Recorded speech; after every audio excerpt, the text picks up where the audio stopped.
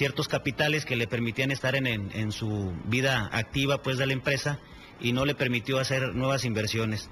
El año pasado con la reforma fiscal pues estamos hablando de 374,000 millones, que era lo que nos decían que tenía el hoyo fiscal, ¿verdad? Y bueno, nosotros vemos que la parte de las exenciones, por otro lado, ¿verdad? Pues estamos hablando que el impuesto sobre la renta es alrededor de 189,000 millones de pesos, el área del impuesto al valor agregado pues dan 220,000 millones de pesos, y estamos hablando ahorita que actualmente, pues si nosotros atacásemos la parte de las exenciones, que serían alrededor de 409,000 millones de pesos, pues al gobierno le sobra recursos, ¿verdad?, para poder hacer frente a sus gastos. Ahí también nosotros vemos, aun cuando se ha manifestado por parte de los sectores profesionales, que hemos insistido que también los impuestos, es más fácil administrar los impuestos de consumo que estar pues tratando a lo mejor de no llegar pues hasta ese esquema. Sí hay que vigilar, o sea, hemos propuesto también de que se debe de vigilar cierta normativa, crear una canasta básica, ¿verdad?, para verdaderamente la gente que está vulnerable en este sentido, pero que sí se debe de abrir pues a una reforma hacendaria donde le sea más fácil incluso al mismo gobierno poder tener una fiscalización.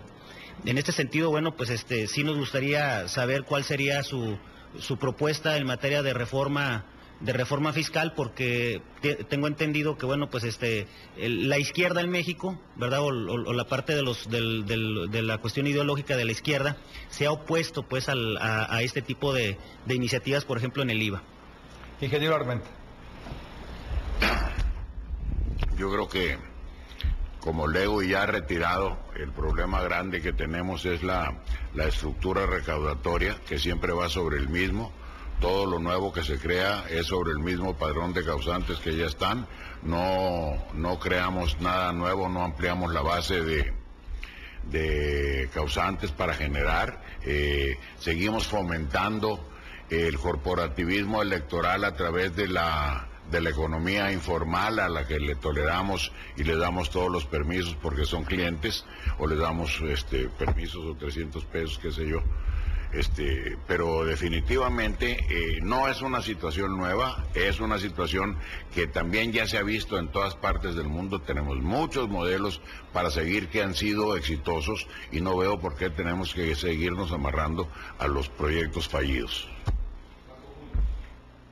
Sí, aquí yo me gustaría hacer el comentario y acertadamente comparto la visión de Andrés Manuel, en el sentido de que hay una correlación en los temas, efectivamente, en todos los temas muy correlacionados, y yo aquí particularmente quiero distinguir esa falta de compromiso de nuestros legisladores en este tema y ver cómo prevalece el interés político de los partidos políticos sobre el interés ciudadano, el interés de los mexicanos de poder modernizar y eficientar nuestro sistema, no nada más político, ¿no?, sino nuestro sistema legal y todos nuestros marcos normativos, ¿no? Ha habido pronunciamientos por muchos sectores productivos sobre la necesidad de aplicar una deducibilidad en el consumo, y con esto hacer un esquema que nos permita a las empresas formales o hacer más atractiva la formalidad sobre la informalidad, ¿no? Hoy en día, con todas estas tendencias y estas fórmulas recaudatorias, pues básicamente te hacen una invitación y un llevado a la informalidad, cosa equivocada, ¿no? Por otro lado, también creo que nos ha faltado vocación y nos ha faltado compromiso en el sentido de estudiar otros modelos económicos, que es lo que están haciendo, y finalmente replicarlos en nuestro país. Vemos cómo con las economías emergentes tienen un común denominador de hacer un esfuerzo por bajar los impuestos, y está probado más. Hacen un esfuerzo por hacer una simplificación administrativa en cuanto a las informativas y en cuanto a toda la carga administrativa que representa nuestro actual sistema fiscal, y está probado que obviamente te genera mayor competitividad, te genera mayor desarrollo, ¿no? Pero igualmente pues es un tema que seguramente tenemos que avanzar, y con tristeza vemos en tiempo electoral, en tiempo de cambio de poderes, cómo se empantanan los temas. Yo aquí sí quisiera conocer ahí su opinión sobre un posible acuerdo nacional de poder cambiar un poquito de rumbo y hacer un llamado a los líderes, a los dirigentes de nuestros partidos para ser más objetivos y ser más comprometidos con los cambios estructurales que requiere este país. Muchas gracias. Jesús de Galilea. Gracias. Nosotros en el ámbito de lo que es el sector productivo y el sector industrial, tenemos un enemigo que es el gobierno. Nosotros, los empresarios, los comerciantes, los emprendedores, la gente que vive de una empresa familiar, independientemente de los altos costos para operar, que uno de ellos en la industria es el alto costo de la energía eléctrica, altísimo porque es uno de los más caros en el mundo, encontramos desafortunadamente que el gobierno federal va sobre los mismos. Es algo muy llamativo. En 1963 en México se hizo el primer estudio sobre causantes menores. Estaba Gustavo Romero Colbeck, estaban una serie de personas en Hacienda, entre ellos Miguel de la Madrid, Jicoteca Leiva Mortera, Gustavo Romero Colbeck. ¿Cómo es posible? En ese tiempo yo tenía 11 años, señor Obrador, y ya se había hecho la primera regularización de causantes menores en el Distrito Federal. Han transcurrido 50 años casi, y no encontramos un punto de apoyo para el pequeño empresario, para el pequeño comerciante, para la gente que todos los días de una manera obstinada porque le juega a poderle arrancar algo para poder vivir y llevar algo a su casa. Y no me meto con los trabajadores, sí. Ese es otro punto. Y no encontramos en el gobierno ninguna situación más que inventar cómo sacar más impuestos.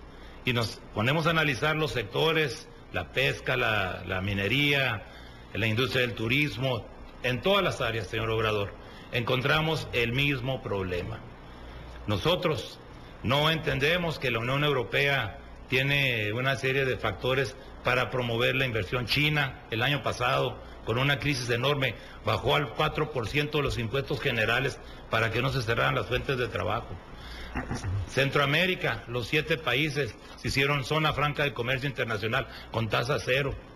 Nosotros aquí tenemos la tramitología más grande del mundo para abrir un negocio, señor Obrador. Batallamos para conseguir un padrón de importador en frontera. Encontramos las disposiciones absurdas del Seguro Social, las disposiciones absurdas del Infonavit, las disposiciones absurdas de la Secretaría de Economía. Una regulación para poder, se lo voy a poner un ejemplo, para poder importar un producto, una mercancía y expedirla al interior, tenemos que ir a la Ciudad de México a sacar un permiso. ¿Cómo es posible? Si nosotros cruzando la frontera en 5 minutos, de 5 a 30 minutos registra usted un negocio y le dicen a usted, deme su nombre, deme su teléfono y en 30 días lo vamos a ir a visitar. ¿Por qué no podemos lograr eso? ¿Por qué la complicación? ¿Por qué la corrupción?